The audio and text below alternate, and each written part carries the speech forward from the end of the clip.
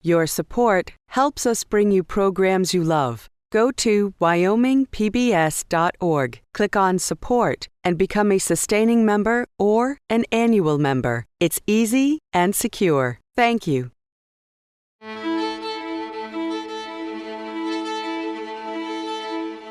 It's the summer of 2000 in Texas. An aide to Governor George W. Bush asks Halliburton Corporation CEO Dick Cheney if he'd consider running for vice president. I wasn't looking for work. I was in the oil business. I had a spotty academic record. I had a history of heart disease. I'm not the guy you want. Bad idea politically. I believe you're looking at the next vice president of the United States. He said, you're the solution to my problem. Big experience in foreign policy and defense. That's what Dick Cheney brought to the table. And in September 2001, that experience was urgently called upon. 2 airplanes have crashed into the World Trade Center. Nobody anticipated that it would come the way it came on 9/11. It was absolutely total chaos. Seemed like Armageddon. What's next? When the day arrived, this is everything he had been preparing for. The president is away on Air Force One. Other hijacked planes appear headed toward Washington. I never hesitated. I couldn't take a poll. Didn't have time to call the president. Watching those towers come down, nothing ever will be the same. Did the searing experience of 9/11 change him in some ways? Certainly some of his friends think that's true. That, of course, remained the eternal question. Who is Dick Cheney?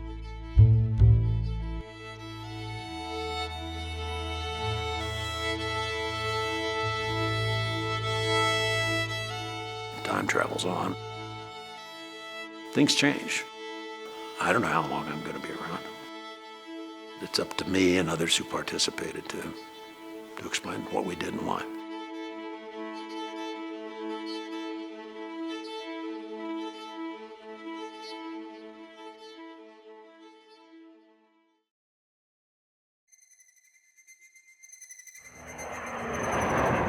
Before the War on Terror,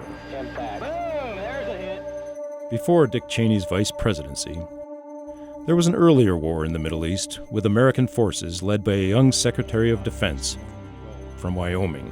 The armed forces of the United States began an operation at the direction of the president to force Saddam Hussein to withdraw his troops from Kuwait and to end his occupation of that country.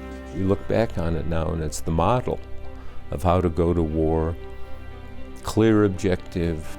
Our goal remains the same, to liberate Kuwait by forcing Saddam Hussein out. Overwhelming force.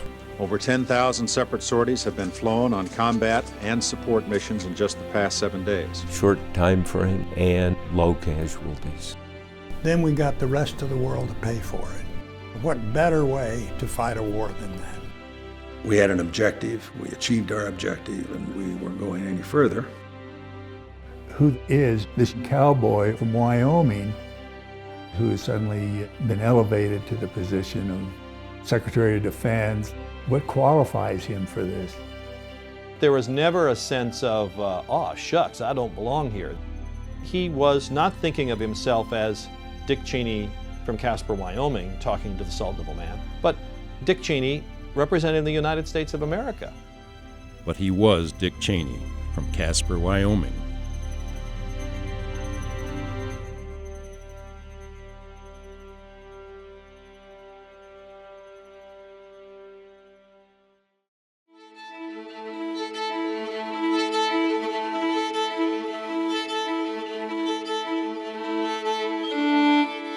When Dick Cheney was 13, his family moved from Nebraska to Casper, a small city built on the oil industry, but a large influence in shaping the future vice president.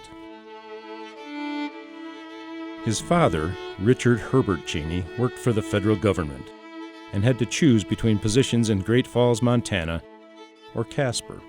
He chose Casper. He was working for a New Deal agency, the Soil Conservation Service, created to deal with the Dust Bowl and those kinds of problems. His father was a William Jennings Bryan Democrat, a committeeman, in Nebraska. On the Cheney side, his great-grandparents homesteaded in Nebraska in the 1880s and lost their farm to drought. His grandfather was part owner of a bank that went under in the Great Depression in the 1930s. But affected Dad his whole life, as it would anybody. Never bought a new car, always bought a used car. Said you could get just as good a car for less money. He saved money out of his paycheck every single day of his life. My mother's father had a 6th grade education, owned small cafes, was a meat cutter. Worked on the Union Pacific Railroad after the war started, cooking for section gangs. He urged my folks to send a telegram to FDR announcing my birth, because my birthday was the same as President Roosevelt's. When I was born, he turned 59 that day. My family on both Mom and Dad's side were all Democrats. So I was the first Republican probably since my great-grandfather who fought in the Civil War on the Union side. For the Cheney family, Casper in 1954 was a good fit. You went across the alley on the east side of the house and there was nothing all the way to Glenrock, except horny toads and jackrabbits. But there was this great sense of sort of openness and space that was part of growing up in Wyoming. Dick Cheney was quiet, played football, liked the outdoors, and liked Lynn Vincent. I knew who Lynn was as soon as I got into the 8th grade. She was a pretty important person, top student and baton twirler. It was everything you can imagine, the 50s were. We went to movies, we went to Rex's In-N-Out, drive-in downtown. We had proms and wore big skirts with lots of petticoats under them. His mom worked, and my mom worked, and that was unusual in the 50s. Except during football season, I always had part-time jobs. Ben Franklin or a candy store, Donnell's Candy Store at Hilltop. Cheney was senior class president, but no one saw a future politician.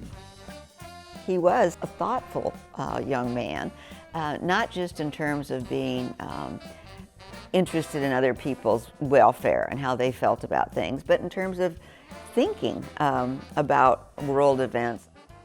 He liked old movies, and I didn't know anybody else who liked old movies as a teenager. I had a great time in high school. I hadn't given any serious thought about what I was going to do after high school. But others had, including an influential Casper oilman who had attended Yale with George H.W. Bush. Tom Strook came out to the house and talked to the folks too, and basically recruited me. Full ride scholarships to Yale University. I mean, it was news. In those days, being from Wyoming was affirmative action. But the young man from Wyoming struggled in New Haven. Dean wrote home in a letter to my parents. He said, Dick has fallen in with a group of very high-spirited young men. I was a mediocre student at best. And at the end of that 3rd semester, the dean called me and he said, look, why don't you take a year off and think about it? This wasn't Yale's fault, it was mine.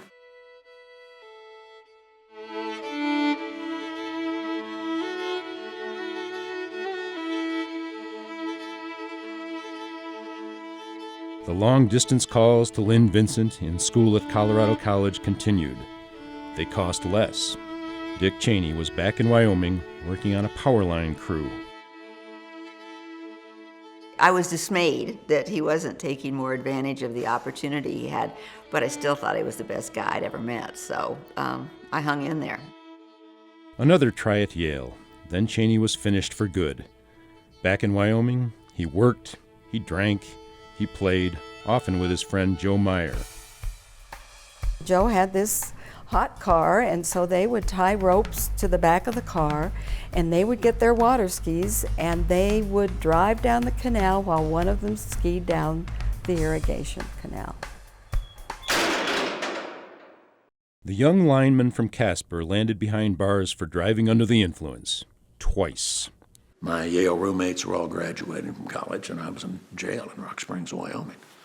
And I was slow on the uptake, I guess, but at that point I decided, look, I really need to clean up my act. figure out what I'm going to do. A stint at a community college in Casper. Then the University of Wyoming in Laramie, marriage and master's degrees for both Dick Cheney and Lynn Vincent Cheney. He did a 40-day internship at the Wyoming legislature. There are no professional politicians in the Wyoming legislature. Everybody had a real job. The legislature was something you did every other year for 40 days. If you're a farmer, we want you on the agriculture committee. You know something about it. It produced good government. Nothing improper about it at all. The couple then pursued doctorates at the University of Wisconsin and a family. American involvement in the war in Vietnam roiled the campus. There were mornings when it was hard to get to class because of the tear gas, or the National Guard was out, or there was another protest underway. If you had to categorize my views on the war, I was supportive of the administration, a fairly traditional Republican point of view.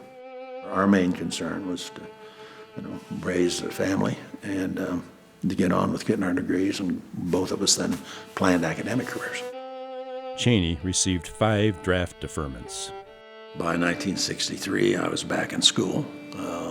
1964, I was married. 1966, I was a father. And January of 67, I was too old to be drafted. I became 26 and was outside the age limit. I operated by the book. There were some 13 million people in my age cohort that could have served. Some 3 million did serve. A lot of them drafted, some of them volunteered. Great respect for those who did. I was never called. If I'd been called, I'd have gone.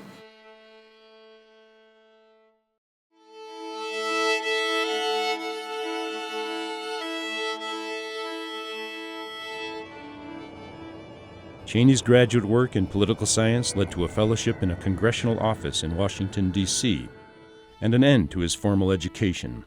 Lynn Cheney would complete her doctorate in English literature in the stacks at the Library of Congress. I think Cheney got his PhD in human relations and communications and being smart from his wife, Lynn Cheney. Cheney wanted to serve his fellowship at the Capitol with an up-and-coming young congressman from Illinois, so he went in and told him about the thesis he was preparing on roll call voting. He listened to all of that, and then he stood up, shook hands, said, "Thank you very much, this isn't going to work."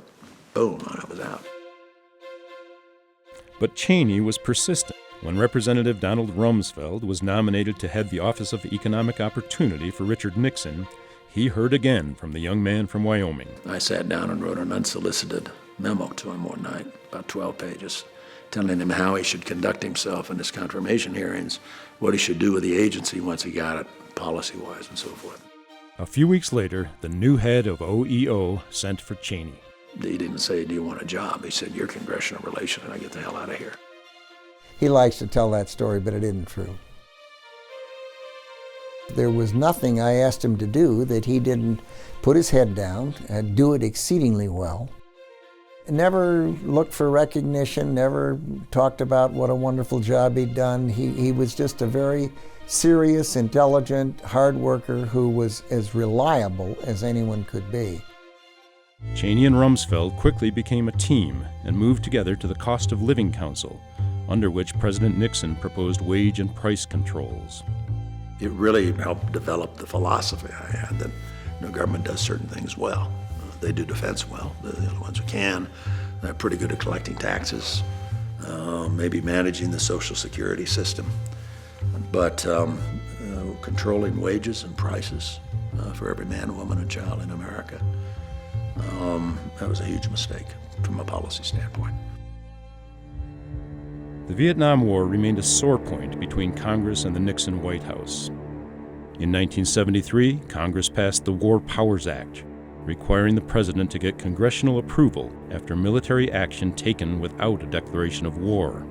I was concerned that Congress was exceeding its authority. I guess you'd put me down as having believed that we needed a strong executive, especially in this day and age. And the War Powers Act, in my mind, is still unconstitutional. When Nixon resigned and Gerald Ford took over, Rumsfeld was named Chief of Staff, and Cheney was part of the package. Don said, "I want Dick as my deputy." He said, "We'll be interchangeable. I'll make sure you get plenty of face time with the man. We worked it out so the president was as comfortable with me as he was with Don. And then when I went off to the Pentagon, it was a 5-minute decision for President Ford, and the first 4 were for coffee. He decided he wanted Dick Cheney to replace me as Chief of Staff. He was 34, the youngest Chief of Staff ever at the White House, and ready to take charge. The key to running the place effectively, you've got to have control over the president's schedule. That's the most important resource you've got. You can't have people running willy-nilly in and out of the Oval Office or showing up without the proper preparation for the president. Cheney showed a keen understanding of the levers of power in the backrooms of government. You're very powerful. It's maybe the second most powerful job in Washington, but nobody elected you and nobody wants to hear from you publicly. Dick gave me some very good advice. He said, you get out there publicly, the old saying in Washington, the higher the monkey climbs, the more you see of his behind, and that's going to catch you. And you outwork everybody. He was the guy who got in there the earliest into the White House. He stayed the longest, and he took care of all the mundane chores. What salt shakers should be used at White House dinners? What kinds of Christmas cards Betty Ford should send out? Behind the scenes, Cheney was unafraid to take on powerful people, including Ford's appointed vice president, Nelson Rockefeller. Rockefeller would show up, once a month with a big new spending proposal, and he was always going against that grain. I believed we could not win the nomination with Rockefeller as the running mate. And in the end, Gerald Ford's 1976 running mate was Bob Dole, not Nelson Rockefeller. He had a major speaking slot in the program, and in the middle of his speech, the sound system went dead. And he blamed me for that. He was absolutely convinced I'd pulled the plug on the sound system, which I had not. Shortly after that, we ran into each other underneath the platform, and he cornered me down there and just really laced into me. And I understood exactly why he felt the way he did. My job was to take it and say, yes, sir, Mr. Vice President, and then get out of there as quickly as possible, which is what I did. Ford, who had pardoned his predecessor and vowed he himself would not run for president, changed his mind, ran, and lost the White House to Jimmy Carter.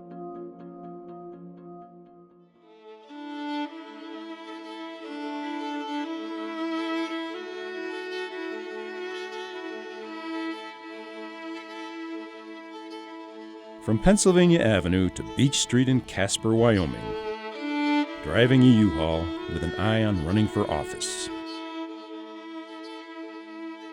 I loved politics, public policy, but I also had a strong feeling that I didn't want to be dependent upon somebody else's success at the polls, that if I was going to be involved, I wanted to put my name on the ballot.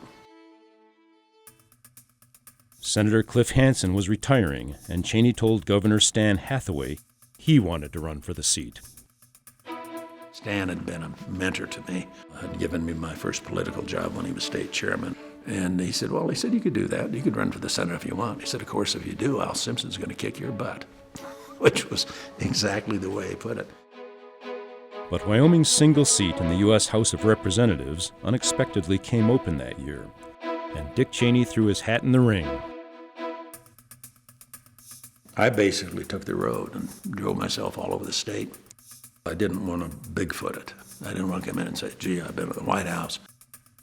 He didn't rally a crowd. He kind of briefed the audience. He gave this very sort of matter-of-fact tick-tock of issues, extremely articulate, well-argued, very well-organized pattern, but it wasn't an appeal to emotion. And I thought, wow, I wonder how successful he's going to be. But Cheney had a high-wattage campaigner often by his side, Al Simpson, running for the U.S. Senate. He's House guy and I'm Senate guy. I said, let's stick as close together as we can. I think we both have a good chance. He was an imp. He was a puckish, He had a wonderful wry sense of humor and that smile, you know. We just had a lot of fun. We just had fun. And there's a pie rally in Douglas or something. There was one woman just harassing us both. Well, why don't you do this? And then the pie auction came up, and here's a picture of Cheney holding the pie. And I said, throw it at her. And his hand began to move, and Lynn and Ann were in the front row, and they said, stop it, stop. Oftentimes I'd be introduced as a former White House Chief of Staff, and I would say that the guy who had the job before I did was named Don Rumsfeld.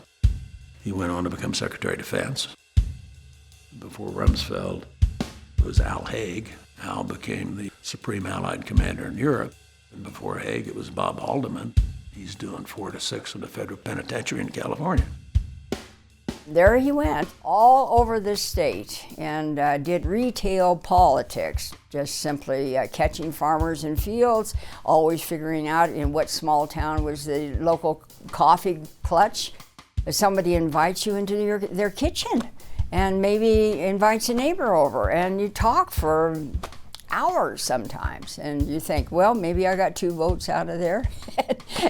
But it worked. My brother David ran the Medicine Bow Post. Of course, the Post had a really tiny circulation. David was just smitten by Cheney and his family in particular. Then, the campaign took a sudden and unexpected turn one night in Cheyenne, where the Cheneys were staying with old friends Joe and Mary MEYER. Lynn woke us up at about 2 in the morning and said, Dick has some tingling in his arm and we think he's got a pinched nerve. He's really uncomfortable. Can you tell me how to get to the hospital? It's probably nothing, but we'll go get it checked out. And I walked into the emergency room, sat down on the examining table and passed out. I was having a heart attack. I was 37 years old. Key question for me was, would I have to give up my hoped-for career in politics and especially the race for the House seat? And I asked Rick that question. And he said, oh, hell, Dick, hard work never killed anybody. But it was also clear to me that the Cheneys did want to go on with this campaign, but they were asking, does this make sense? Can we do it? Lynn filled in for me out on the campaign trail. Did a good job. Some of my associates suggested that we ought to make her be the candidate and how to hang it up. Cheney was elected to the U.S. House of Representatives with 59% of the vote. That would be his closest election in 6 races for Wyoming's sole seat in the House. The former White House Chief of Staff already knew his way around the Capitol, and he got plum committee assignments, including the Interior Committee, a must for a representative from a state with a lot of public land. He rose like a cork, and he knew the players. With Simpson and Senator Malcolm Wallop, he crafted a Wyoming wilderness bill. An awful lot of the state's lands were locked up under roadless area review. And the only way you could get them freed up was to get legislation adopted that in effect said, this is going to be wilderness and this is going to be multiple use, which is what we did. But it took a while to get there. It took 6 years. Of the 4 million acres of federal forest in Wyoming under review, 640,000 were protected in the final legislation. Generally speaking, I'd say the Republican Party has not been the greatest advocates of wilderness protection, except that it is, in a sense, a kind of conservative philosophy of being a steward of the land. But at the same time, this is a person who loved to fish and spend time in the outdoors. Cheney pushed for sharper tax cuts than President Ronald Reagan asked for, and defense budget increases. He did increase the deficit, but I thought the military spending was more important. I was consistently conservative, but I was pro-life, I was pro-gun. But I was perceived, I think partly because of style more than anything else, as somebody who was reasonable, somebody who got along with people on both sides of the aisle. But his favorite assignment in Congress, invisible to the public, was on the secretive House Intelligence Committee. I was, I would say, intensely interested in the subject matter. It was an exciting time. It was an era of Iran-Contra. We had major defections in those days, spies coming over to defect and then going back. And once you'd established yourself as somebody who was serious about it, the information flow would start. You know, it's like opening the fire hydrant. And he was included in secret continuity of government exercises during the 1980s, in which teams of federal officials were spirited to secret locations to govern if the nation came under attack. What happens to American leadership in the middle of a nuclear attack? Who runs the government?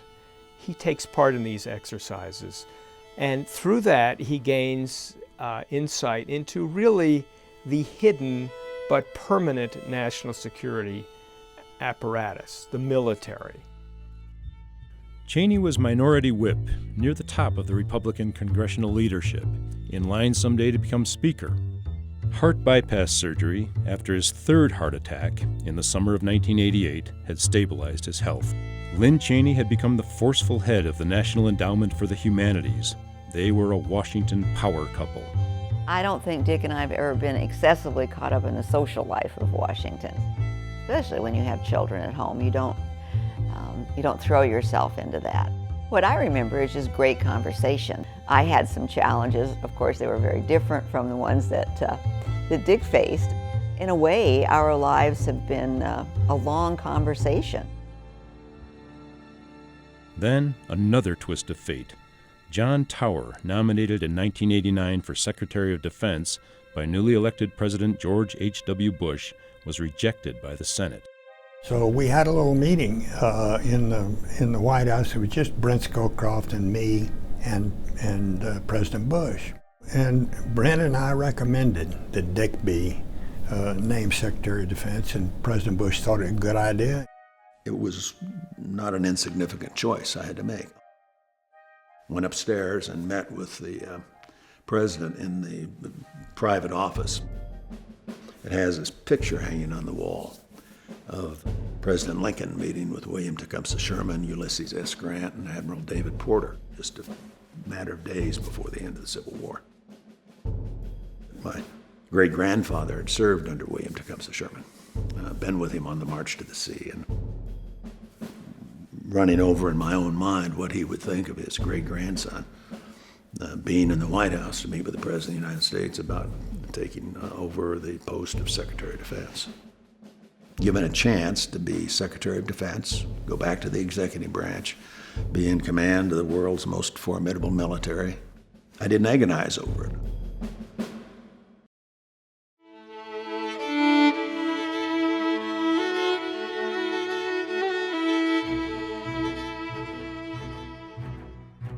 Despite his lack of military experience, Cheney immediately asserted himself, reprimanding the Air Force Chief of Staff. He's making his point. I said, man, this guy knows how to make decisions. He's a quick study. You come to brief him. If you don't have your message getting into his head in 10 minutes, he'll throw you out. If you got it getting into his head in 10 minutes, he'll let you go the other 5 and make a decision. People really liked him in the Pentagon. They kind of liked the tough edge. And he made a bold, unconventional choice for chairman of the Joint Chiefs of Staff, a soldier he'd met first when he was on the House Intelligence Committee. One thing I did, in effect, when I picked him, was jumped him over, I think, 14 more senior generals. He was also the youngest ever to become chairman of the Joint Chiefs. It was a good professional relationship when we were at the Pentagon. It was never a close personal relationship. He liked old cars, I played tennis. I went fishing, you know, he grew up in the city. I was a Westerner, he was a Brooklyn boy. Relations were unusually good, as well, among the various agencies with diplomatic, military, and intelligence responsibilities. We would have a Wednesday morning meeting where it would just be Brent, the National Security Advisor, Cheney, the Secretary of Defense, Baker, the Secretary of State, and we would bring our differences to that meeting, and we would work it out. That was very much by design, because he had worked in government, and he had seen that where it wasn't so well soldered together. They were determined not to let that spin out of control. What struck me about Cheney at the time was how intellectually curious he was as a cabinet secretary. When you become a cabinet secretary, you tend to be running nonstop, and you don't have time to think much or to reflect or to step back. He really always preserved time. On a Saturday morning, setting aside 3 hours, Cheney could sit and listen to this kind of discussion, ask intelligent questions, but mostly listening. Yet there was much for the Secretary of Defense to do right away. A coup attempt in the Philippines, a corrupt dictator, Manuel Noriega, in Panama. The Soviet Union is breaking apart. Dick Cheney was in the driver's seat. We had been in a Cold War for 4 decades, which was basically two superpowers confronting each other and always on the verge of a possible nuclear war. The tectonic plates in American strategy were shifting. The degree to which we were sort of poised on the edge of the abyss, the possibility of all-out global nuclear war, receded. Dick Cheney was able to build a relationship with some within the Soviet government and say, essentially, we're for real, we want to end the Cold War too. That helped the Soviets to make certain concessions that they otherwise might not have made. The defense secretary cut his own budget as well. Military base closings, fewer troops, and fewer weapons, including programs beloved of Congress. In addition to budget cuts, there was a change in strategy embodied in the secret defense planning guidance leaked to the press in 1992. Unfortunate amount of press reporting at the time that suggested this was focused on U.S. secret plans to dominate the world. And there's a real chance here to expand the alliance structure with these new democracies emerging, especially in the former Soviet Union. And it's not so much that the U.S. is preeminent, but rather the U.S. and its allies represent an absolutely unbeatable force. But it was in the Middle East, not the former Soviet Union, where the U.S. and Dick Cheney would be tested. There was a long-standing dispute over the Iraq-Kuwait border, and Iraq's Saddam Hussein had his eye on his tiny neighbor's massive oil fields. Iraqis had made nice to the Kuwaitis, and we're brother Arabs, and don't worry, everything's fine, and then of course then they invaded. There was this debate over whether or not the fact that he had invaded Kuwait was a strategic threat to us. And my argument basically was that yes, indeed it is. And there was, I think, hesitation. I'd call it part of the leftover Vietnam syndrome on the part of a lot of people. And I think Coleman was one of those. He, at one point, he argued for letting the sanctions work. Also open to debate. Did they need Congress or the United Nations to support military action?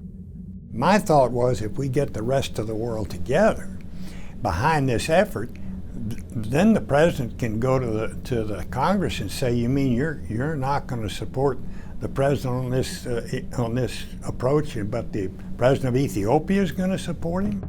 Dick didn't think we needed to do that. The president felt strongly that he wanted to have Congress on board, and the president made the right decision. Then, the difficult task of convincing Saudi Arabia to let Americans base the invading force on their soil. Cheney led the delegation. When Saudis signed on, that was sort of the go-ahead flag for all the Gulf states, because they were the big kids on the block.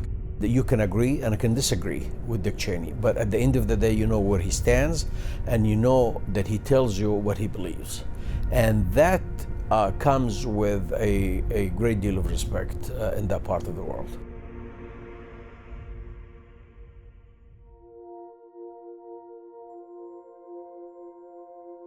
It was early in the morning. I took Lynn with me, and we went down to the Vietnam Memorial.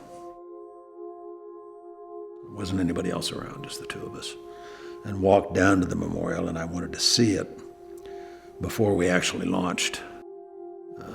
It was a reminder of the cost that's involved when you get it wrong. By that evening, we'd launched the war in Kuwait. The operation underway tonight taking place in the pre-dawn darkness of the Persian Gulf involves Allied air forces of 4 nations. As they undertake their missions, they do so after months of careful planning. We were surprised at how fast he had collapsed, and we ended up with a 100-hour ground war. The basic intelligence, or sort of the conventional wisdom, was that Saddam could never survive politically the kind of defeat we administered to him. Some thought the coalition should have pushed on to Baghdad and toppled Saddam Hussein. Leave him in power even when he's kind of slaughtering some of his own citizens who have risen up against him. It just sends a message. Maybe you won't succeed in your aggression, but you won't pay the only price you really care about, which is losing power. We had an objective. We achieved our objective, and we weren't going any further. I saw Cheney as possibly the best Secretary of Defense I'd ever seen operate. You know, I'd been in the service for over 20 years at that point. At the end of the Gulf War, polls showed huge approval ratings for the Desert Storm team and President Bush. I think he had the highest rating ever by a president. That wrapped up in the spring of '91. 2 years later, he was out of work. As was his defense secretary. What did Dick Cheney do? A road trip. No more security. I was driving. Didn't have a worry in the world. Turned out to be about an 8,000-mile road trip. Stopped along the way, made speeches, fished a bit. Part of that was a trial run, going around the country helping congressional candidates. And I was obviously thinking about what I wanted to do next. One of the options was to run for president. After 1992, Dick Cheney was no doubt a front runner for the Republican nomination in 1996. And another member of the Desert Storm team was generating political buzz as well. Powell, without actually setting up a political structure, finds himself wooed by many Republicans to be their candidate in 1996. He becomes sort of a star, much more of a celebrity. So the man that Cheney had kind of plucked out of the lower ranks of 4-star generals to be chairman of the Joint Chiefs in the first place has now eclipsed him in the public mind as a political force.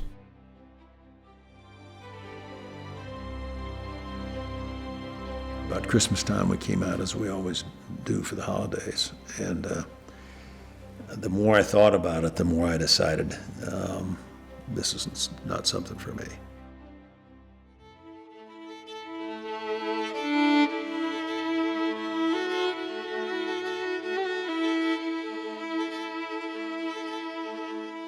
If his political career was over, the former defense secretary could do what a lot of former politicians have done: join the corporate world, particularly companies that dealt with the government. I felt my future, certainly from a private sector standpoint, was unlimited. I was interested in making some money, never had. Time for a whole another career in the private sector. Cheney fished and hunted all over the world, often with corporate elites, and that's how Halliburton executives connected with him on a trip to New Brunswick. He was asked to run this multi-million, 60,000 employee public corporation with responsibility not to the taxpayers but to the shareholders. Completely different way of just simply managing. The second largest oilfield services company in the world, Halliburton had done business with the Pentagon during Cheney's tenure as defense secretary and before, through a subsidiary, Brown and Root. As a result of Desert Storm, one of the conclusions we reached was that there was a role here to contract out some of the logistics and support functions that we were using full-time active duty military personnel for. Halliburton did a study for Cheney's Pentagon in 1992 about private services for the military overseas, and then contracted to provide those services in the 2003 war in Iraq. they'd have on a standby basis equipment, materials, and so forth, and they'd fly in and arrive about the same time as the troops or shortly thereafter and build the camps and take care of the laundry and food service and trucking. What they said to me, as I recall, is we're looking for broader understanding sort of at the world at large. They made him a salesman rock star for the company. They would take him around the world, really. If you do business with Halliburton, you get to go to a cocktail reception and schmooze with Dick Cheney. And it worked. We built a railroad across the Australian outback from Alice Springs up to Darwin. A new baseball stadium for the Houston Astros. Did a lot of deep offshore work in the oil and gas business. He went up the learning curve fairly quickly. He did some good things. He didn't screw up, which is a nice metric of somebody coming in. Later, when Cheney returned to public life, his tenure at Halliburton and his compensation there would be scrutinized by journalists and political foes. I was accused of foul and nefarious deeds by some of my favorite people like Pat Leahy. The corporate world of Texas was a far cry from Washington, D.C. By 2000, he's not really a product of Wyoming. He's a product of that experience with Halliburton and their world. So I really enjoyed those years in Texas. I don't think of it as a detour. I didn't think we were going back into politics. How would that happen?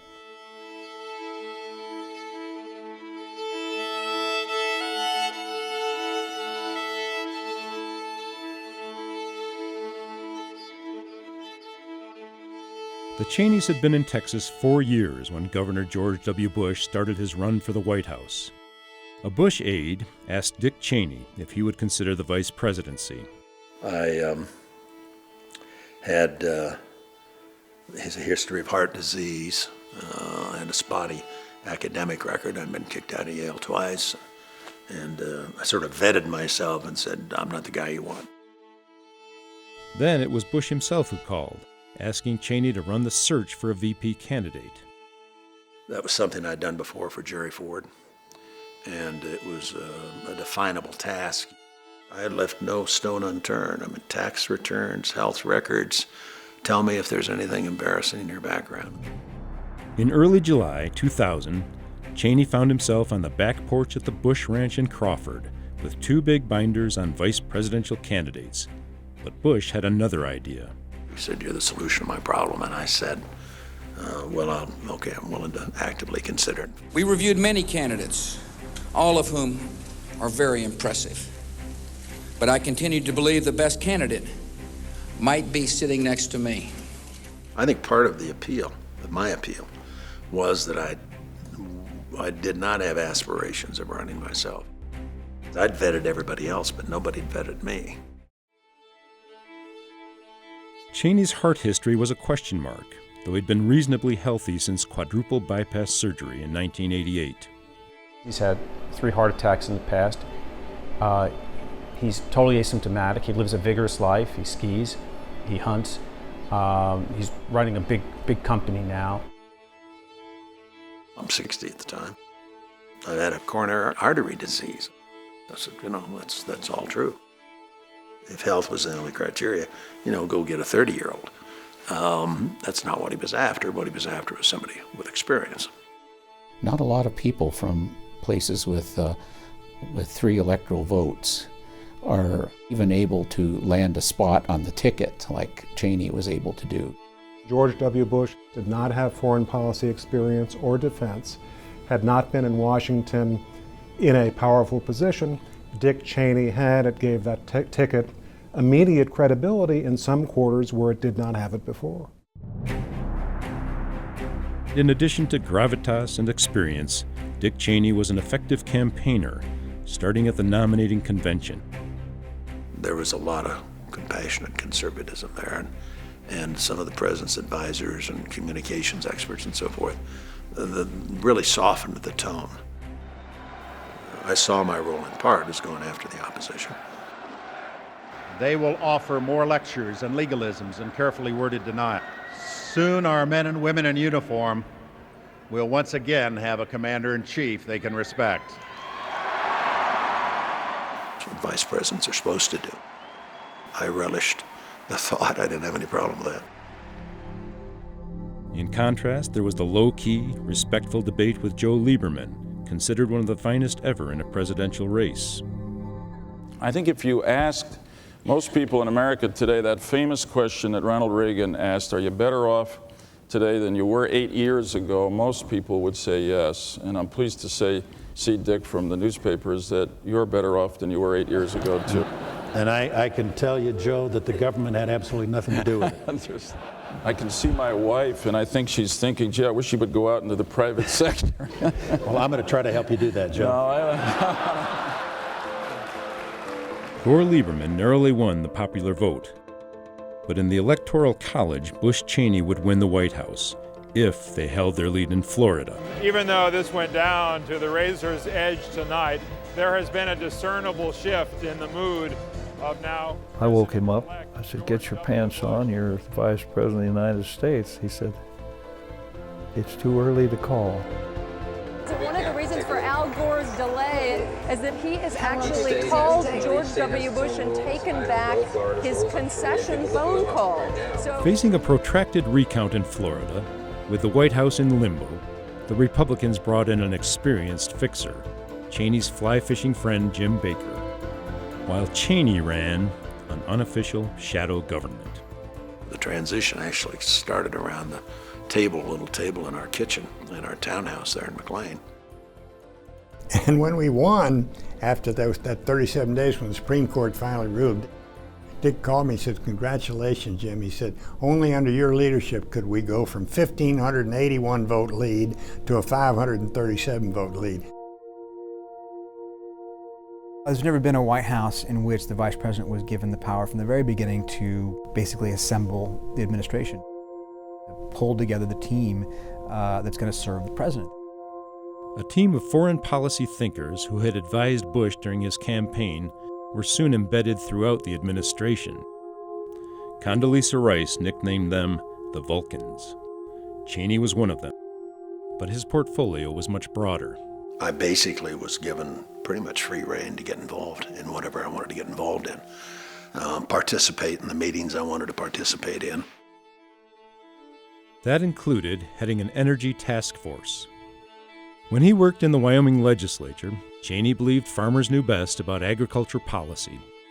And now, the energy industry was advising the task force. But Cheney and longtime legal counsel David Addington resisted congressional efforts to reveal who in the industry was consulted. The deliberations themselves were legitimately confidential, so that people could come in and tell us what they wanted. Now, they weren't making decisions. They were not part of the task force. The General Accounting Office demanded to see who they were. Cheney and Addington refused to turn it over. We don't have to disclose to the investigative arm of Congress who we're meeting with. They go to court over it and they win. Under the Constitution, the Vice President serves as President of the Senate. In this role, Cheney cast a tie-breaking vote to enact a $1.6 trillion tax cut. We had a surplus at the time, and the President had campaigned on the basis of tax reduction, which I certainly supported. There were certain things, such as defense spending, where you could, in fact, cut taxes in order to achieve economic growth and development, and at the same time, spend more money.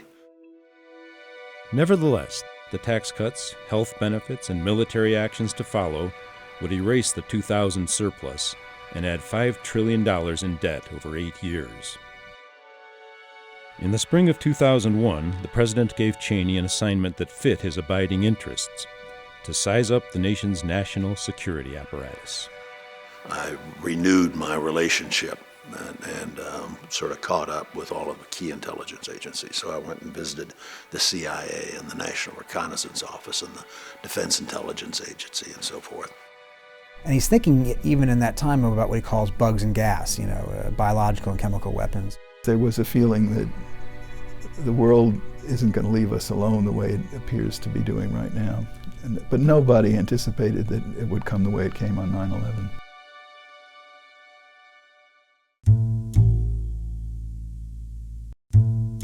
March 5th, 2001. A burning feeling in the Vice President's chest. Back to George Washington Hospital. Cheney had suffered a mild heart attack in November 2000, his fourth, and a stent was surgically implanted to reopen a narrowing artery. Scar tissue had started to grow around the stent, and we had to go back in and reopen it. We knew that his heart had been weakened over his almost 25-year history of heart disease. Implanted defibrillators, which shock the heart back into a normal rhythm when it goes awry, were a relatively recent innovation. No device like this had ever been implanted in a sitting vice president of the United States, someone with that kind of visibility. I think a lot of people were shocked about it. Shocked, and in some cases unsure whether Cheney was fit to continue as vice president. Rumors that administration officials were worried surfaced in the media. Tim, is anyone in the administration even daring to talk about the possibility that Dick Cheney might have to step down? They are not publicly, but privately they had this discussion last November, Matt, when Secretary Cheney had his fourth heart attack. I had a tendency to look at each episode or incident affecting my heart as there was, okay, I've got a problem. What's the solution? Here's the solution. We go do the solution, and then you go back to work. But with an awareness of his own mortality. It was in March 2001, after the stent procedure, that the Vice President wrote a letter of resignation and gave it to his trusted aide, David Addington. You could have a Vice President who was incapacitated, unable to function, similar to Woodrow Wilson in the last 17 months of his administration when he had a stroke. So, in light of my own health history, we came up with this scheme, this proposal where I, in effect, would resign the office on paper, sign it, give it to David, but with instructions that made it possible then for the president to pull the plug if, in fact, if I reached that point where I was no longer able to function. They were also prepared for another dire possibility. I'd asked David to review all the statutes and all the precedents so that we could be ready tomorrow, if necessary, to take over. Something happens to the president, I didn't want there to be any hesitation or that we would be unprepared in terms of stepping in and taking the oath of office and becoming President of the United States.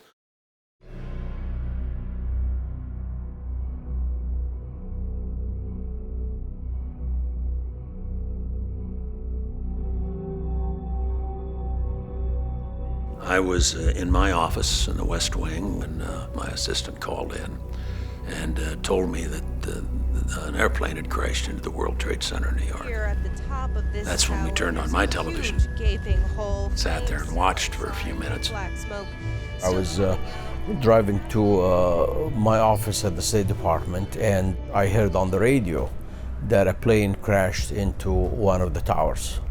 And I didn't think much of it. I assumed that could be an accident. We saw the second plane actually come in and strike the other tower. That triggered the notion that this is obviously a terrorist attack. Then all of a sudden, the door to my office burst open, and one of my agents, a Secret Service agent named Jimmy Scott, came bursting in. He wasn't polite or courteous. He came straight around behind my desk and put his left hand on my shoulder, and with his right hand he grabbed the back of my belt and literally lifted me out of the chair and propelled me out of the room. Our building got hit. A plane crashed into the Pentagon.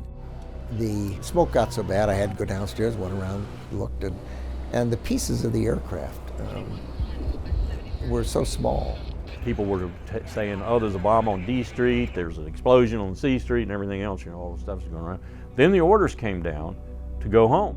I was downtown. The Secret Service grabbed me, put me in the car, and took me to the White House. People were still being pulled out of the building, and the last thing in the world I would have thought of doing was getting in a helicopter and leaving.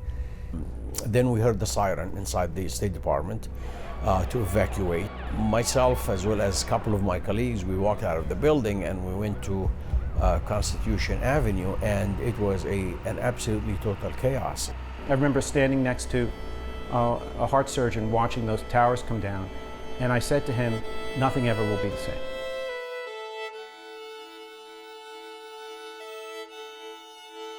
White House officials are in the bunker and the Situation Room on different floors. The Pentagon is on fire. The President is on Air Force One. Destination unclear. The phones on Air Force One, where the President is flying from Florida to Louisiana, keep cutting out on him. He can't quite hear people. He very much wanted to come back. But I said, Mr. President, Washington is under attack as well as New York. About the same time I arrived, Norm Mineta arrived. And he had a list of potentially hijacked aircraft. We actually had tail numbers for 6 aircraft, and we could only account for 3. The 2 that had hit the World Trade Center in New York and the 1 that hit the Pentagon. It already attacked the seat of economic power in New York, and they'd attacked the seat of military power in the Pentagon. And so one has to assume that the trifecta is to go after the seat of political power. They had a report of aircraft, which they believed had been hijacked, coming in past Dulles Airport at a very high rate of speed, headed for Crown. Crown was the code word for the White House. If there'd been a strike on the White House, I do not think that the Presidential Emergency Operations Center would have been secure. In the bunker, an Air Force official asked the Vice President if they should shoot it down. And I said yes. I gave that order. He stepped out for a minute, and then he came back in again and asked the question again, as though he wanted to make sure that he'd actually heard what he'd heard. And I said, yes, absolutely, take it out. He made the decision to shoot down a civilian airplane in the space of time that it takes a batter to swing at a ball. I couldn't take a poll. I didn't have time to call the president. If it was going to happen, it was going to happen very fast. And so I never hesitated. But the planes sent up to defend the Capitol could not fire their weapons. They're not armed, no. It takes time to do that. The reality is that weapons are dangerous, and they tend to be kept in safe places. So the order obviously couldn't be carried out, but we didn't know any of that at the time. And then the other element of it that we found out later, 2 of the aircraft that had been scrambled went out to sea. And they didn't even go in the right direction. We have had and do have planes that are at the ready, but they're at the ready for the kind of a threat that is external. All of our radars are facing out, not in. Ultimately, the passengers on United Flight 93 fought back against the hijackers, and the plane crashed in Pennsylvania, killing all 44 aboard. Only when the president had flown back to address the nation from the White House did Cheney leave the Capitol. The entire Cheney family, including grandchildren and dogs, was moved to Camp David in Maryland. You wouldn't have known we were at the center of a world crisis from watching Dick. I just looked totally exhausted at the end of my rope. And Dick is just totally focused. He has a yellow pad. He's taking notes on what should be done. We usually go up the Potomac, and we could look down and see the Pentagon and see the smoke just still rising from where it had been struck. Seemed like Armageddon. What's next if they've managed to bring this off? What's next? We live in Washington, in Georgetown, and you could wake up in the middle of the night and hear those combat air patrol patrolling Washington because of the fear that there was going to be another 9/11 style attack. Suddenly you had a president and vice president who were dealing with threats that they were getting 24 hours a day from people who wished the most ill for the United States. What steps do we need to take? How do we defeat that next attack before it's ever launched? It put us as an administration in an entirely different place in terms of our priorities, what we were going to spend our time on. You're coping with people who don't wear uniforms, don't carry their weapons openly, are perfectly happy strapping a suicide vest on a kid or a woman sending him into the shopping center and killing people. The secret world of international intrigue that had captivated Cheney since his days on the House Intelligence Committee was now the sole focus. It is a mean, nasty, dangerous, dirty business out there, and we have to operate in that arena. Whether we bring our enemies to justice or bring justice to our enemies, justice will be done. The first weekend after 9/11 up at Camp David, we're focused on how do we respond. By then, we're pretty confident that it's bin Laden. Paul Wolfowitz was one of those who said, you know, we shouldn't overlook Iraq and Saddam Hussein, and that we need to be focused on that as well, too. That, you know, we could look at Iraq later, but the first priority had to be Afghanistan.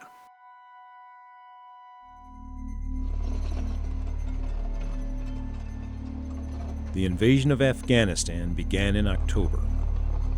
It was very difficult to get forces there. And so the CIA took the lead. They did most of the battling in the beginning.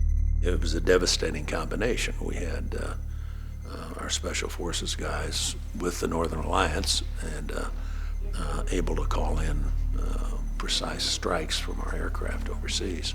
The Taliban are driven back. Bin Laden escapes into Pakistan. The war is quickly over.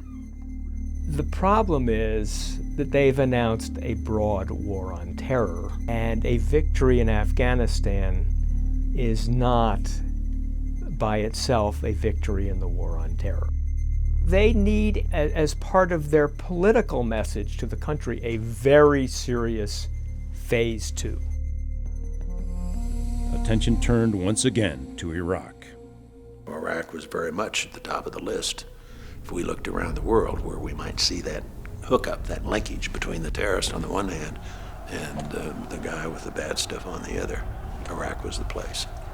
It was a mindset of, my God, they're coming after us, but Iraq had nothing to do with 9/11, as we now know, and that's something that lots of people, including Cheney, tried to sell. I'm not saying Iraq was involved, I wasn't saying it then, but I was saying Iraq is harboring several major international terrorists. Saddam was the only world leader who not only didn't condemn the attacks, he basically said you had it coming to you and there's more coming if you don't change your policy.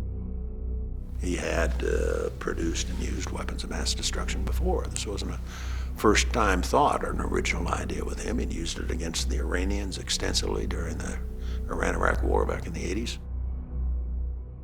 He'd used it against his own people at Halubja in 88, killed thousands of men and women and children.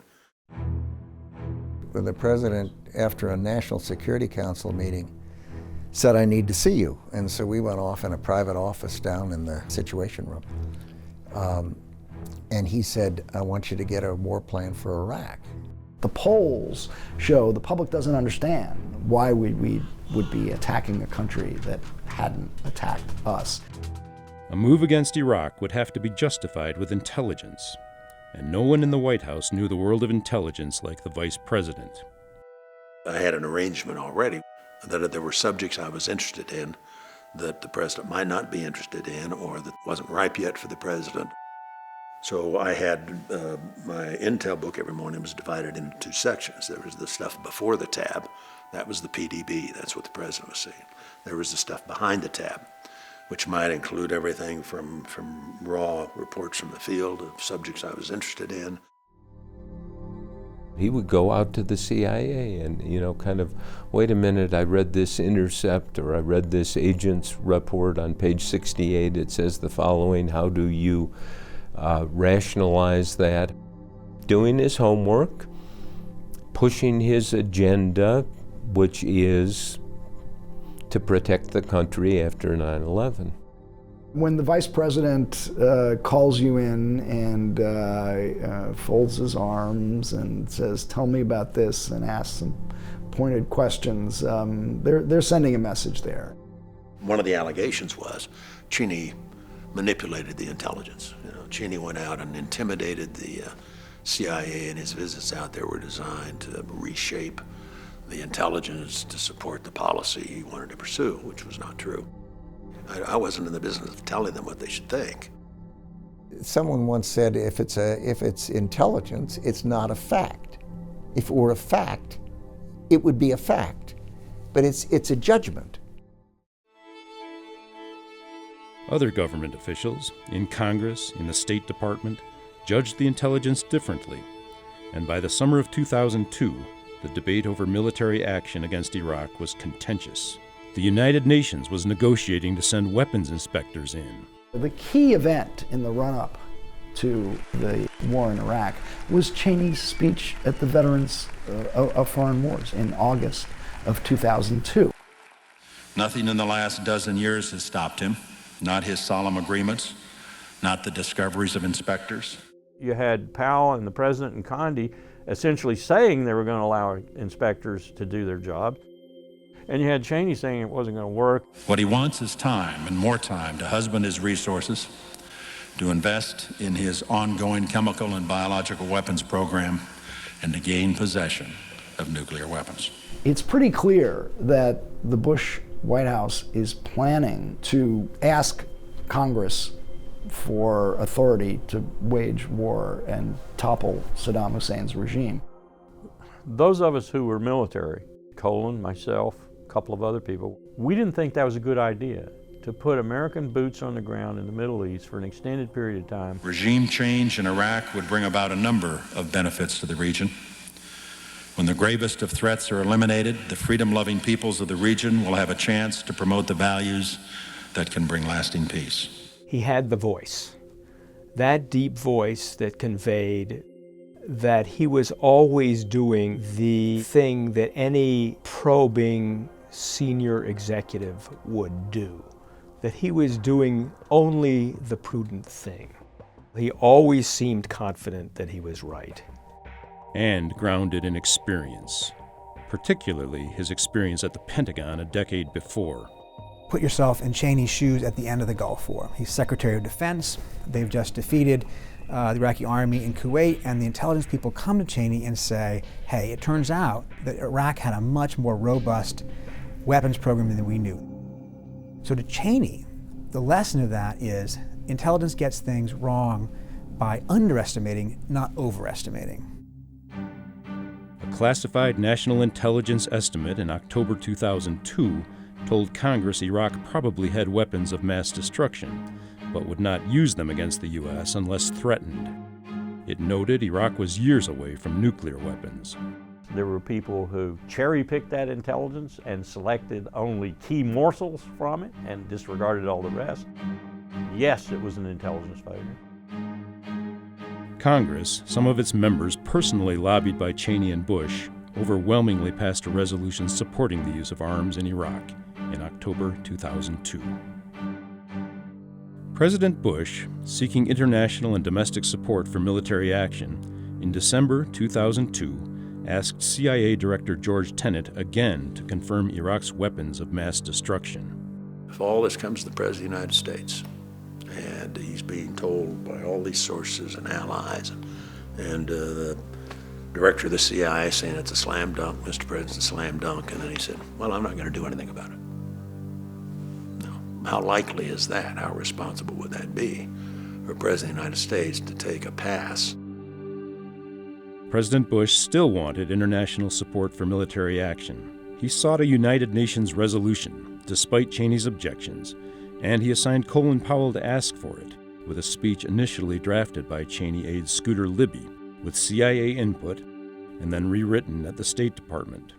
Indeed, the facts and Iraq's behavior show that Saddam Hussein and his regime are concealing their efforts to produce more weapons of mass destruction.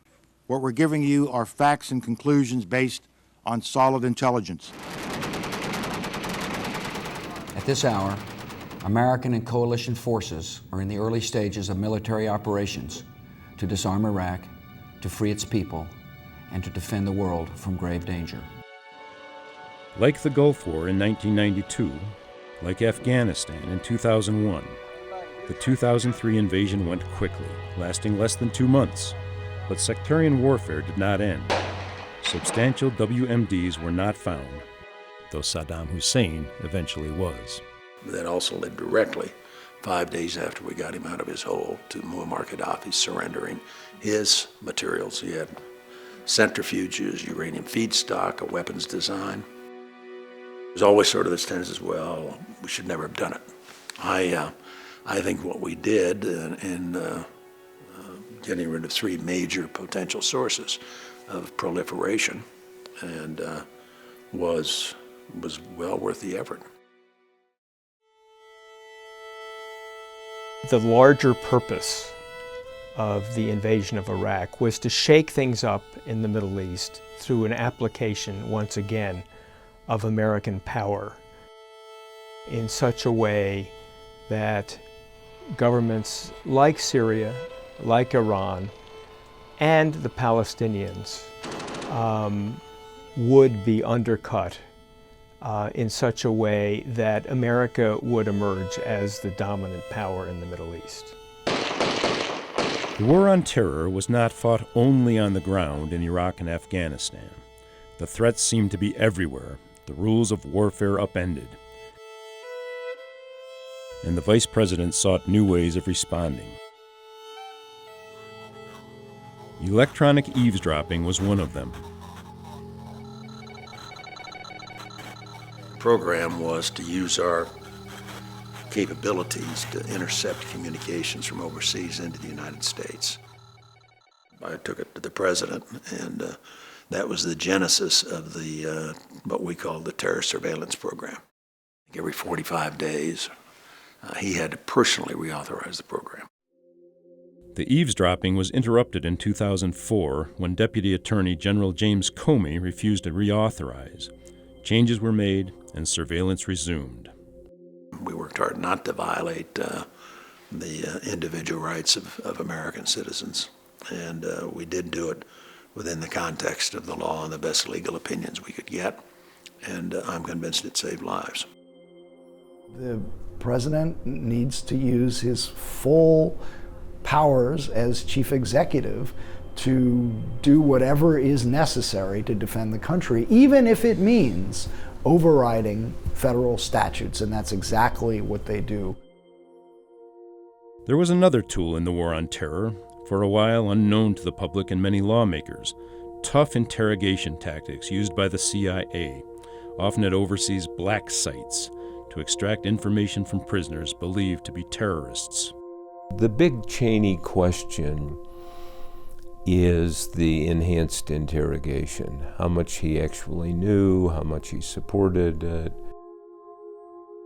This was a program that developed out of the fact that we had began to capture members of Al-Qaeda.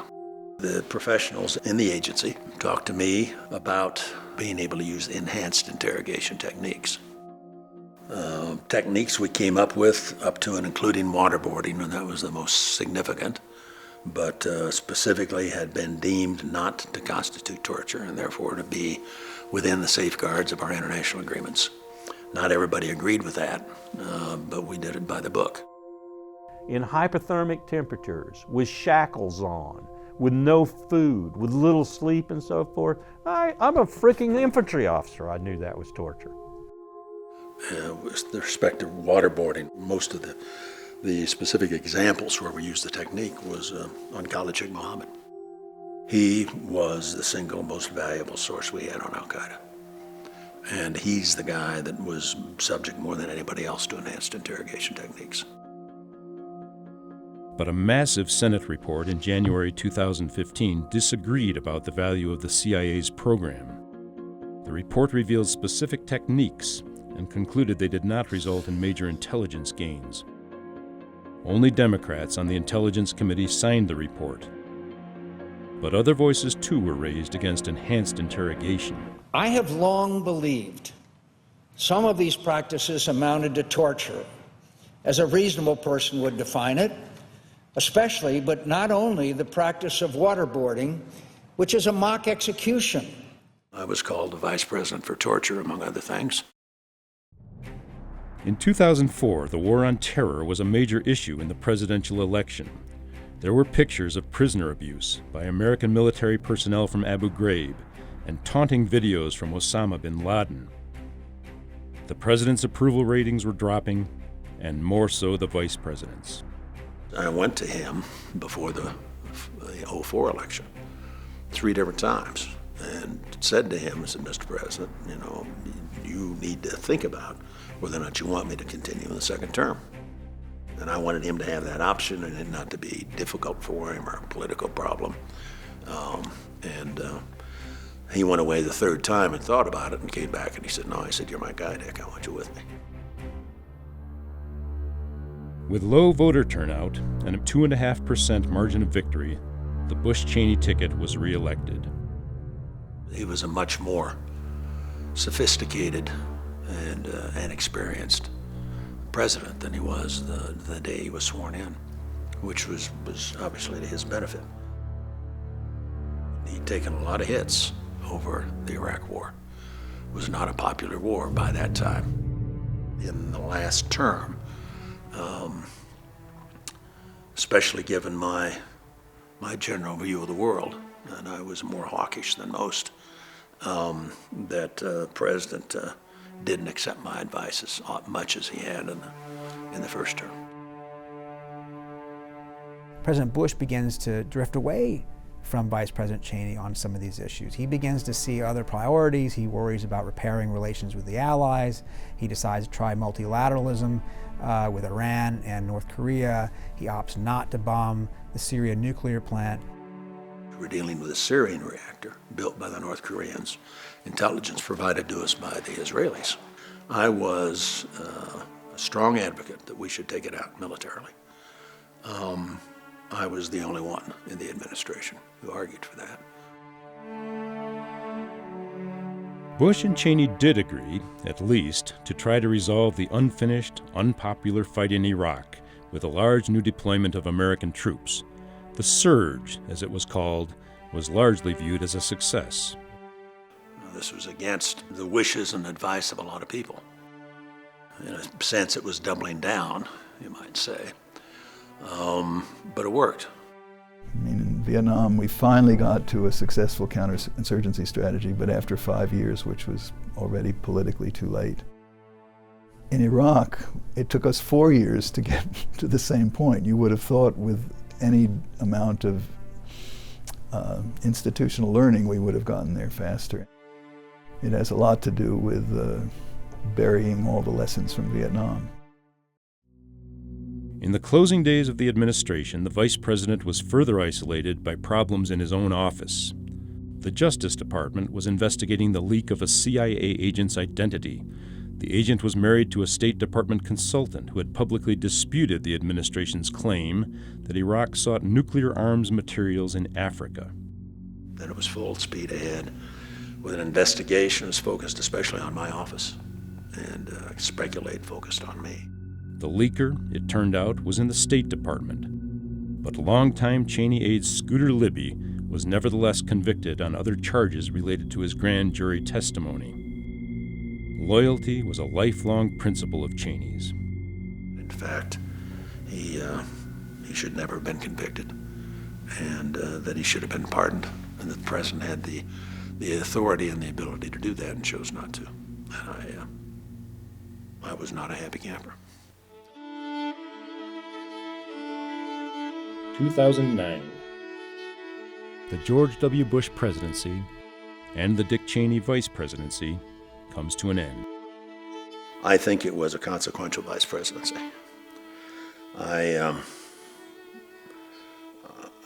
Frankly, I can't think of another one that was more consequential, not at least in modern times. It'd be very hard to argue that future historians will not say that at least up to the year 2009, Dick Cheney was the most powerful vice president in American history, but at the same time, they will also have to say that there was not a lot of competition for that title. You know, there's always someone who's going to be demonized, and it may well be that Cheney took some arrows, saved other people in a way from taking them, including the president. Opinions are very polarized on Cheney, and they don't seem to be changing over time. You either admire him greatly for his commitment, his passion, his determination, or you see him as a very dark force in American politics. I'd get one of those calls every year for the rest of my life. What has happened to Dick Cheney? And I'd say, nothing. What had changed was Dick Cheney's health. The White House ages all its inhabitants, but Dick Cheney was in steep decline.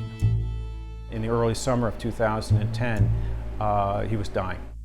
It was like a vortex, a whirlpool that spins faster and faster the farther down you go, and one complication leads to and generates another. He had passed out from sudden cardiac arrest as he was backing out of the garage. The Jeep had gone into the flower bed. And indeed, he had had what would have been a fatal arrhythmia at that moment. And his device sensed it, treated it, charged its batteries, and then delivered a shock. The whole process took about 15 seconds. But that would have been the day that Dick Cheney died. And Dick's response was, when I asked, is anything wrong, he said, well, I don't think so. I was a pretty sick puppy. He never said, I'm so sick, but he was so sick. When I came out from under the sedation, he never remembers his dreams. I had very vivid memories of being in Italy, in a little village north of Rome, living in a nice villa. And the family asked me afterwards, Dad, were we with you? And I said, no, that wasn't the right answer. But I was at peace. After 20 months on the wait list for a heart transplant, one becomes available. At this amazing moment during the operation, Alan Spear, his transplant surgeon, called me over and said, hey John, take a look at this. And in his hand was the vice president's heart, the largest heart I've ever seen. The first words he said when the breathing tube came out of his mouth the morning after his transplant, he said, hot damn. And that's about as emotional as I've seen him get.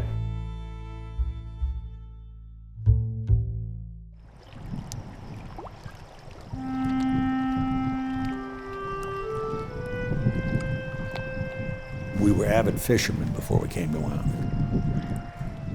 My grandfather, Mom and Dad did. That became an important part of what we did. But it became a lifelong hobby for me. All right. Well, I'd rather get... We got this started in the late 1990s. And we decided to invite Dick and get him out of the White House because he loves to fish. Okay, first fish is worth something too. No. Big fish only. Don't change the rules once you're in the water. Here we go. Don't change the rules. Yeah, exactly. We all ended up calling ourselves the Great Release because he was in the pressure cooker in Washington. I spent a lot of time on the river with my fly rod. I've been, I think so far this year, on 5 hunting trips. I opened the duck season in Louisiana, shot pheasant, sharp-tailed grouse in Montana, pheasant in South Dakota, geese on the eastern shore of the Chesapeake. I'm making up for lost time to some extent.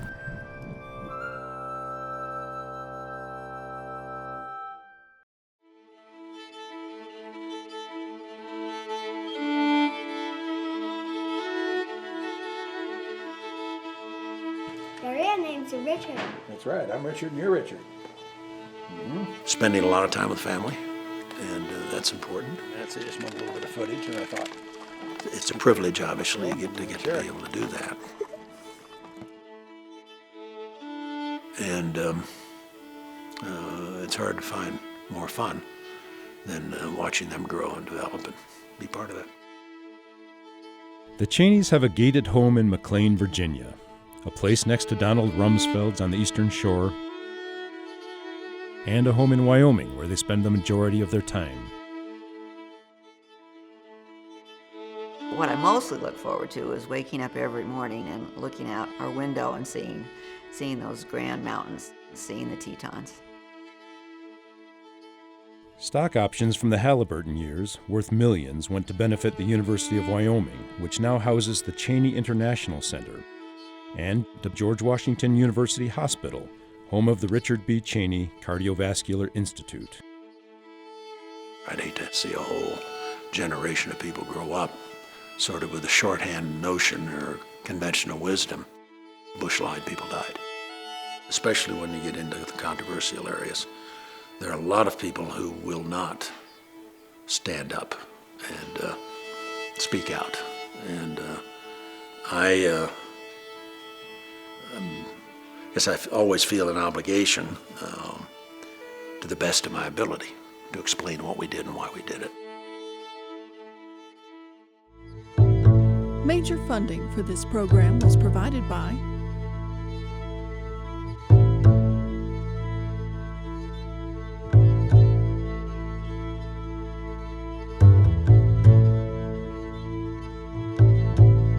additional funding provided by